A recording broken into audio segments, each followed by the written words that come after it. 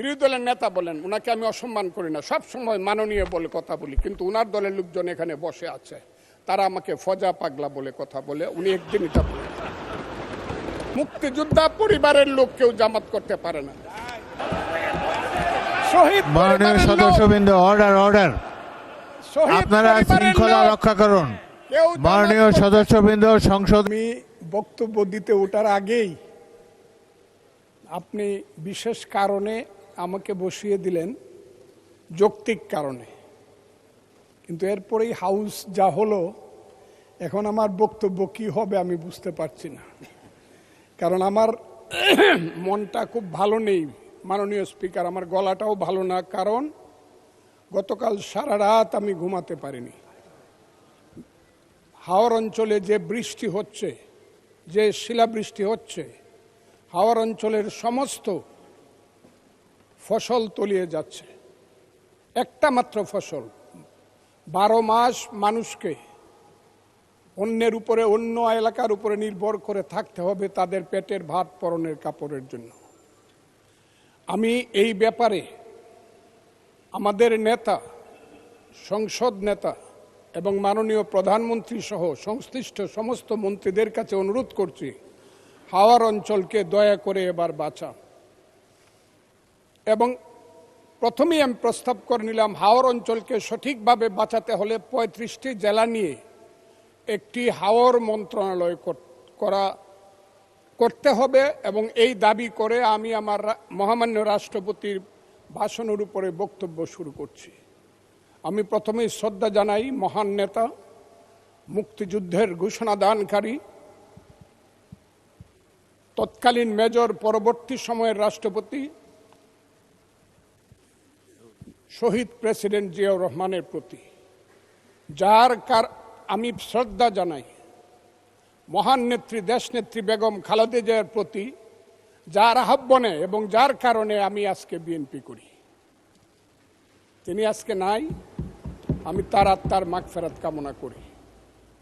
আমি বক্তব্যের আগেই আমাদের নেতা প্রধানমন্ত্রী জনাব তারেক রহমান, তাকে উদ্দেশ্য করেই বলবো, মর্নিং শোজ দ্য ডে। সকালবেলায় দেখা যায় বিকালটা কেমন যাবে।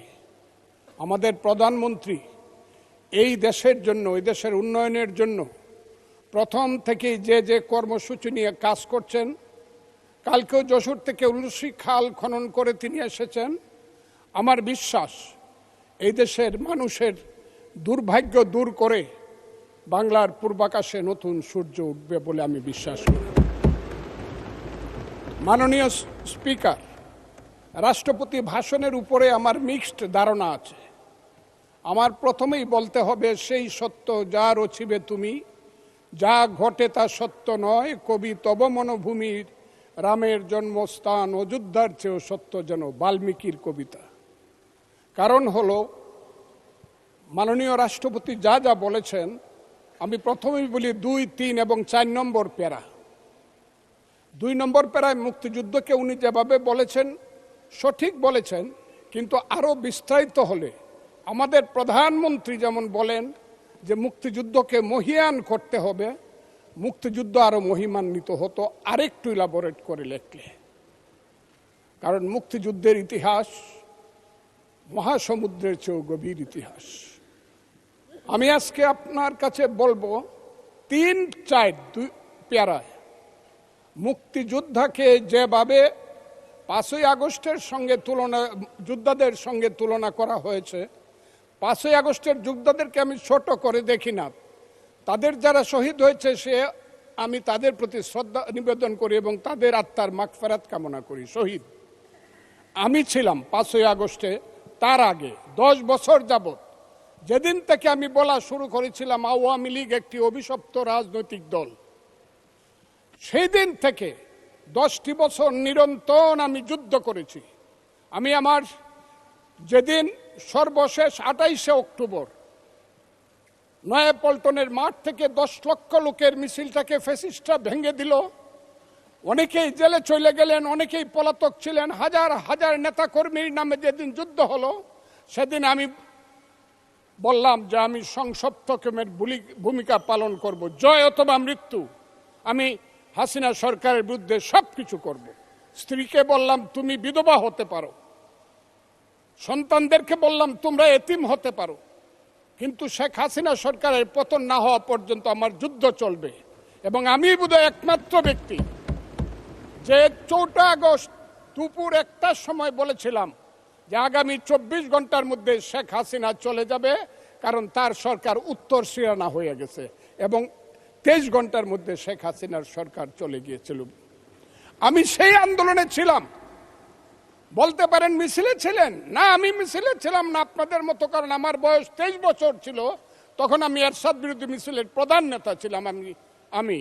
কিন্তু এখন আমার বয়স 78 বছর। আমার ছেলে ব্যারিস্টার 5 বছর আগে, আমার ছেলে ইঞ্জিনিয়ার 10 বছর আগে। তারা 5 দিন পর্যন্ত বাসায় আসেনি, তারা মিছিলে গিয়েছিল, তারা কেউ বাসায় আসেনি। কাছেই আগস্ট মাসকে আমিও খুব ছোট করে দেখি না, তবে কোনো কারণে আগস্ট কোনো বিপ্লব নয়, আগস্ট হলো গণ অভ্যুত্থান। সেই গণ অভ্যুত্থানকে যারা মুক্তিযুদ্ধ এবং মুক্তিযোদ্ধার সঙ্গে তুলনা করতে চায়, জুলাই যুদ্ধ এবং মুক্তিযুদ্ধ, তাদেরকে আমি বলবো, সবাইকে আমি বলবো, এই কথাটা বলাই অন্যায়। কারণ মুক্তিযুদ্ধ প্রশান্ত মহাসাগরের সঙ্গে ডুবার তুলনা করা যেমন, হিমালয় পর্বতের সঙ্গে টিলার তুলনা করা যেমন, মুক্তিযুদ্ধের সঙ্গে 5ই আগস্টের তুলনা করা ঠিক তেমনি।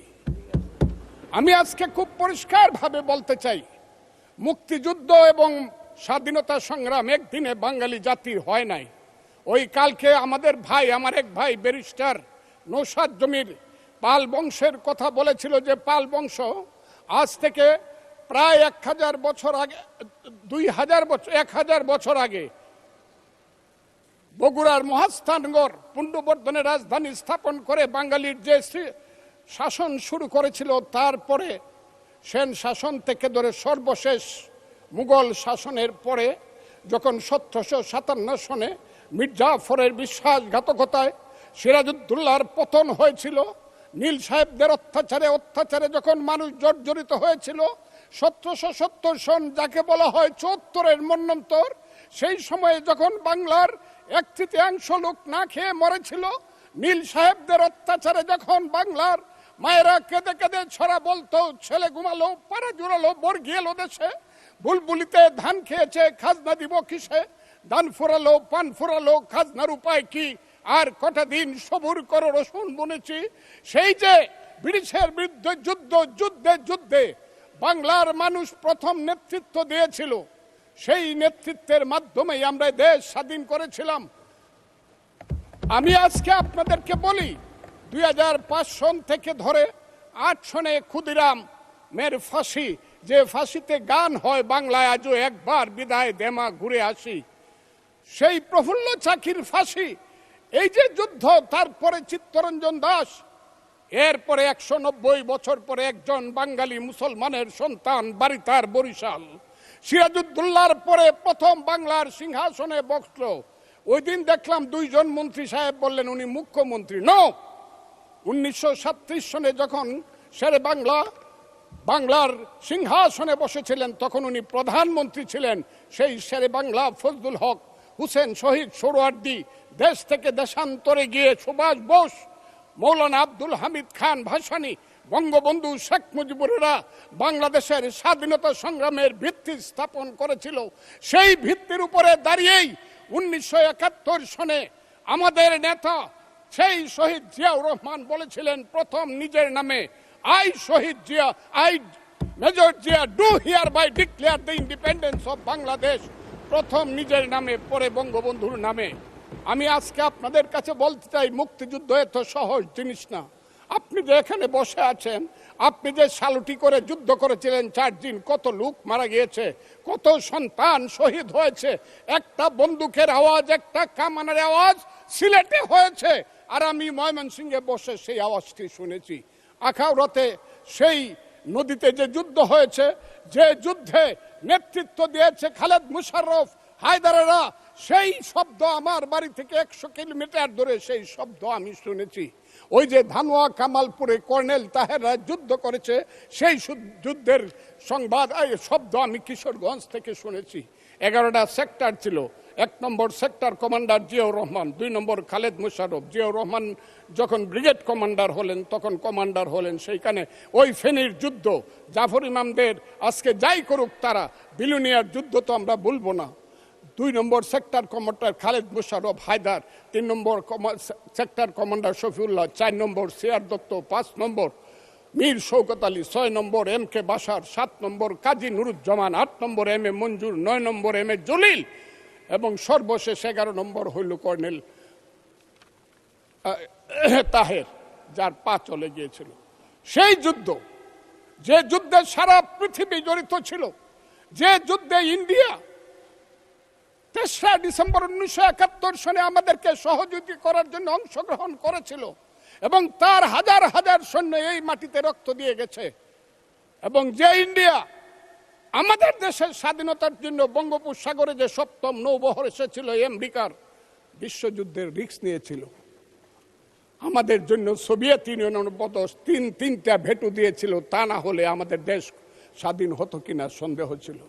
সেই মুক্তিযুদ্ধের সঙ্গে যখন 1 মাসের গণ আন্দোলনকে তুলনা করা হয়, তখন মুক্তিযুদ্ধকে ছোট করা হয়। আমি মনে মনে ভাবি হয়তোবা আমি মরে গেলেই ভালো হতো। আমি আজকে আপনাদের কাছে প্রশ্ন রাখতে চাই, 5ই আগস্টের পরে কি হলো? আমাকে একটু 5ই আগস্টের পরে কি হলো আপনারা জানেন।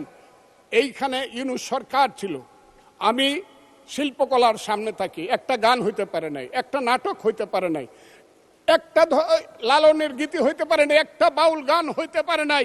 সব কিছু কালো শক্তি ধ্বংস করে দিয়েছিল। তারা বলেছিল কোন মুক্তিযুদ্ধ হয় নাই, 47-এর যুদ্ধ হয়েছে, আর 24-এর যুদ্ধ হয়েছে, আর 71-এ গন্ডগোল হয়েছে।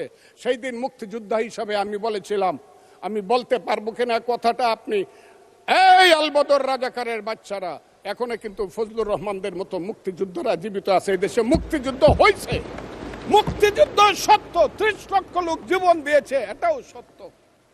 এই যুদ্ধের মধ্য দিয়ে আমরা সেদিন তাদের সঙ্গে যুদ্ধ করেছি। আমার বাড়ির সামনে মব হয়েছে আমাকে হত্যা করার জন্য। সেদিন আমি আজকের পুলিশকে ধন্যবাদ দিব, আজকের মিলিটারিকে ধন্যবাদ দিব। 10 মিনিটের মধ্যে আমার বাড়ির সামনে তারা গিয়ে উপস্থিত হয়েছে আমাকে বাঁচানোর জন্য। অনেক চক্রান্তের মধ্য দিয়ে ইলেকশন হয়েছে। সেই ইলেকশনে তারা কি করেছে, আজকে যারা আমার ডান দিকে বসে আছে তারা কি করেছে? একদিন তো আমরা ভাই ছিলাম নাকি? তারা যা করেছে সেটা কল্পনা করার মতো না। যত চক্রান্ত করেছে, সেই চক্রান্তের ভিতর দিয়ে যখন তারা প্রচার করতে শুরু করলো তারা বাংলায় 2/3 মেজরিটি পেয়ে তারা পাস করবে, আমি হতবাগা ফজলুর রহমান বলেছিলাম জামাত জোট যদি মেজরিটি পায় তাহলে আমি বিষ খাবো। এই কথাটা আমি বলেছিলাম, আমি বিষ খাবো। হ্যাঁ, কথাটা সত্য, আমি বলে যাচ্ছি। এবং তারা কোনোদিন যুদ্ধে জয়লাভ করতে পারে না, রাজনৈতিক যুদ্ধে, কারণ তাদের পূর্বপুরুষ বাংলাদেশ চায় নাই। বাংলাদেশ যদি থাকে, এই বাংলায় শুধু বেলিচা মিলিয়ার জুই ফুল ফুটে না, এদেশে রক্তগোলাপ, রক্ত জবাও ফুটে।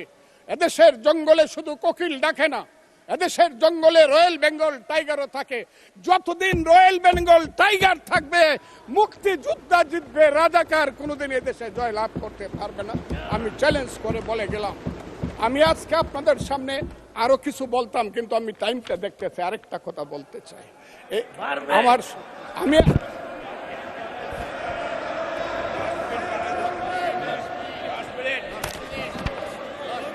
আমাকে 5 মিনিট সময় দেন, আমি শেষ করে ফেলবো। আমি আজকে আপনার সামনে শুধু বলতে এসেছি। মাননীয় সদস্য, আরো 3 মিনিট দেওয়া হলো আপনাকে। আমি বলতে এসেছি, হ্যাঁ, আমার বক্তব্যের পরে বলবে আমরা কি মুক্তিযুদ্ধ করি নাই।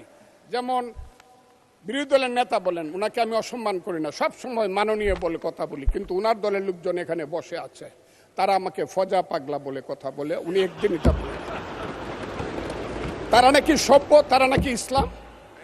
এবং উনি যে বলতেছে ওদিন বললো যে আমার দাড়ি পাকা, আমার চোখের সমস্ত পাকা, উনি আমার চেয়ে 10 বছরের ছোট। আমার বয়স 78 বছর, আমি 48 সনে জন্মগ্রহণ করেছি, উনি 58 সনে জন্মগ্রহণ করেছে। কথাটা সত্য না মিথ্যা? মাননীয় সদস্য, আমি ওনাকে আপনাকে কেউ এই ধরনের উক্তি করেছে আপনার সম্বন্ধে? এরকম তো সংসদে কেউ বলে নাই তো না এরকম। বলছি করেছে, আপনি কেন করেছে। নিজের টেনে করেছে বলেন please। আছে এখানে এখানে উপস্থিত। আমি আজকে আপনাকে বলতে চাই, বলতে থাকেন, আপনি বলতে থাকেন।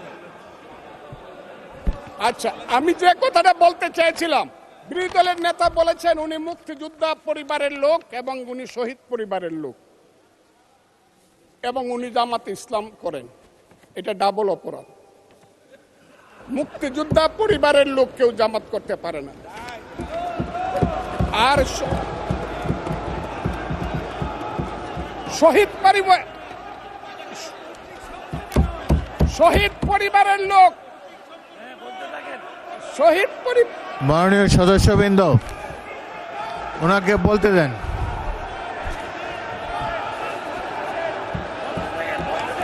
শহীদ মাননীয় পরিবারের লোক, সদস্যবৃন্দ, অর্ডার অর্ডার, শহীদ আপনারা পরিবারের শৃঙ্খলা লোক, রক্ষা করুন। কেউ জামাত মাননীয় করতে- সদস্যবৃন্দ, সংসদে শৃঙ্খলা রক্ষা করুন।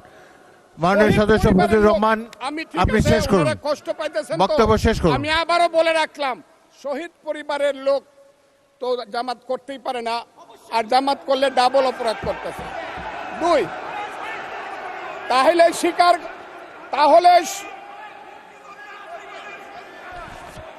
তাহলে আমি আপনাদেরকে বলি, মাননীয় সদস্যবৃন্দ, আমি আমি আমি এক সেকেন্ড, আমাদের- এক সেকেন্ড। মাননীয় সদস্য ফজলুর রহমান, বসেন বসেন বসেন। আপনি বলতে থাকেন, বলতে থাকেন।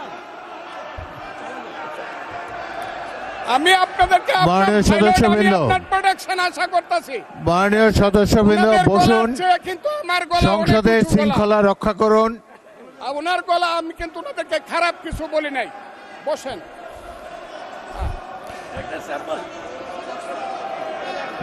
মাননীয় সদস্য ফজলুর রহমান, মাননীয় সদস্য ফজলুর রহমান, আপনি একটু অপেক্ষা করুন। আপনি বলতে থাকেন না। মাননীয় সদস্যবৃন্দ, আমি কাজী আজকে নজরুল ইসলাম, আপনাদেরকে প্লিজ সিট জিজ্ঞাসা ডাউন, করি, প্লিজ সিট ডাউন, আমি বলছি my please lord, sit down. এই যে দেখেন তারা কি বসেন, বসেন। ধরনের-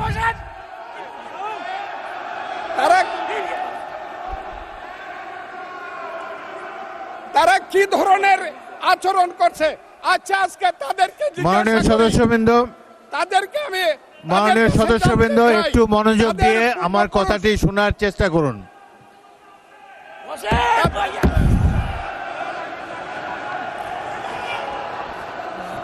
মাননীয় সদস্যবৃন্দ, কাজী নজরুল ইসলাম বসুন, আমি আজকে এই বসুন বসুন, এই কথাটা স্পিকারের বলতে কথা বাধ্য শোনার হচ্ছি। চেষ্টা করুন। এই কথাটা মাননীয় বলতে- সদস্যবৃন্দ, ওই আমার- আমি একটা কথা আজকে- আপনারা আজকে মনোযোগ দিয়ে বলতে শুনেন। বাধ্য হচ্ছি, এদের সংসদে আচরণ দেখেন, এদের প্রত্যেক সদস্যের, পূর্বপুরুষরাই এক ফজলুর রহমান সময় একটু ওয়েট করেন, একটু ওয়েট আলবদর করেন। এবং রাজাকার ছিল। মাননীয় সদস্য এবং এরা ফজলুর রহমান ইউনুস ওয়েট করেন। চৌধুরীকে হত্যা করেছে, Hold on for a second. আলিম চৌধুরীকে হত্যা একটু অপেক্ষা করেছে। করুন। আমাদের নেতা জিয়াউর রহমানকে পাইলেও এরা হত্যা করত 16 ডিসেম্বরের আগে। মাননীয় সদস্য ফজলুর রহমান অপেক্ষা করুন। আমার শেষ, আমাকে Hold on একটু for 2 minutes. দেখেন ডিস্টার্ব, আমি আর তাদেরকে বল। মাননীয় সদস্যবৃন্দ, এটি বাংলাদেশের জাতীয় সংসদ। এখানে প্রত্যেকে নির্বাচিত হয়ে এসেছেন, প্রত্যেকেরই এখানে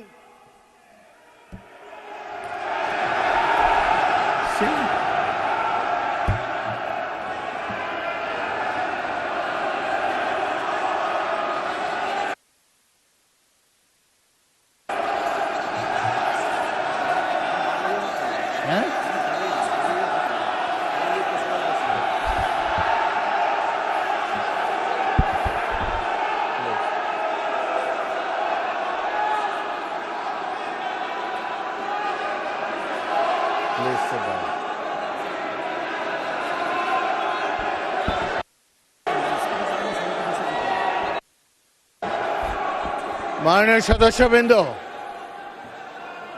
দয়া করে বসুন।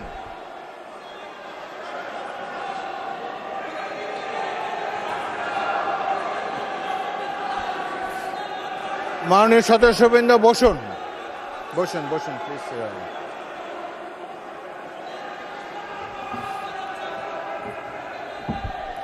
বসুন মাননীয় সদস্যবৃন্দ, বসুন বসুন বসুন।